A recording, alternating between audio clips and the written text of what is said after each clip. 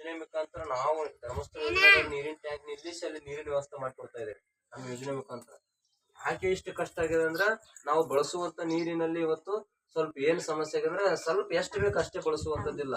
ಈಗ ನಳ ಬರ್ತದ, ಇವತ್ತು ತೋಟದಾಗಿರೋರು ಬೇರೆ ಊರಾಗಿರೋರ್ಗೆ ನಳ ಬರ್ತದ, ಸ್ಟಾರ್ಟ್ ಮಾಡ್ತೇವೆ, ಅದು ಎಷ್ಟು ಬೇಕು ಅಷ್ಟು ತುಂಬ್ಕೊಂಡ್ ನಾವು ಕ್ಲೋಸ್ ಮಾಡಿದ್ರೆ ಮ್ಯಾಟರ್ ಮುಗಿತ್ತು. ಅದನ್ನ ಮತ್ತೆ ನಾವು ಹೋದ್ರೆ ರೋಡಿಗೆ ಹೋಗಿತೇವೆ, ಅದು ಹಂಗ ನೀರ್ ಹರಿದೋಗ್ತದೆ, ಎಷ್ಟು ಬೇಕಷ್ಟು ನೀರು ಹಾಳಾಗಿ ಹೋಗ್ತದೆ. ಇವತ್ತು ಸರಿಯಾಗಿ ಮಳೆ ಬೆಳೆ ಇಲ್ಲ. ಮಳೆ ಆದ್ರೆ ಮಾತ್ರ ಕಾಡಲ್ಲಿ ಇವತ್ತು ಗಿಡ ಗಂಟಿಗಳಾದ್ರೆ ಆಗ್ತದಲ್ಲ. ಇವತ್ತು ನಾವೇ ನೀವು ಹೇಗಾರ ಬದುಕ್ತೇವೆ, ಮುಂದೆ ಬದುಕುವರ ಕಷ್ಟ ಐತಿ.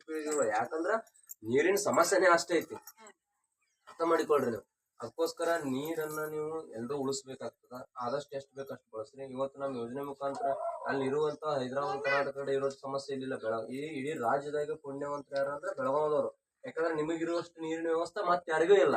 ಯಾಕಂದ್ರೆ ನಾನು ಕೂಡ ಬಿಜಾಪುರ ಡಿಸ್ಟಿಕ್ ಅವ, ಅಲ್ಲಿ ಪರಿಸ್ಥಿತಿ ನನಗೆ ಗೊತ್ತದ, ಇಲ್ಲಿ ಪರಿಸ್ಥಿತಿನ ನನಗೆ ಗೊತ್ತದ. ವಾರಕ್ಕೊಂದ್ಸಲ ನಮ್ ಕಡೆ ನಳ ಬರ್ತಾವ, ಇಲ್ಲಿ 2 ದಿನಕ್ಕೊಮ್ಮೆ ನಳ ಬರ್ತಾವ.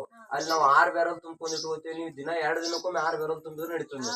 ನಾವು ಅಲ್ಲಿ ಯಾಕೆ 6 ಬ್ಯಾರಲ್ ತುಂಬ್ತೇವೆ, ವಾರಕ್ಕೊಮ್ಮೆ ಬರ್ತಾವ. ಅಲ್ಲಿ ಇರೋದಕ್ಕೆ ಕಷ್ಟ ಐತಿ. ಈಗ ಅಲ್ಲಿ 15 ದಿನಕ್ಕೊಮ್ಮೆ ಬರತ್ತೇನೋ ಗೊತ್ತಿಲ್ಲ ನಳ.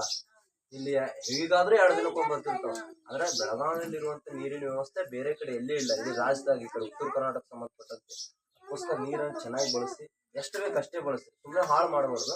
ಮತ್ತೆ ಈ ಯೋಜನೆ ಮುಖಾಂತರ ನಮ್ಮ ಯೋಜನೆಗ ನಾವು ಕಾರ್ಯಕ್ರಮ ಕೈಗೊಂಡು ಸುಮಾರು ನೀರನ್ನು ಉಳಿಸಿದೆ ನೋಡಿ. ಬಾಗಲಕೋಟೆ ಒಳಗ ಬೆಳಗಾವಿ ಎಲ್ಲಿ ಎಷ್ಟೆಷ್ಟು ನೀರು ಉಳಿಸಿದೇವೆ ಅಂತ ಮಾಹಿತಿ ಇದೆ.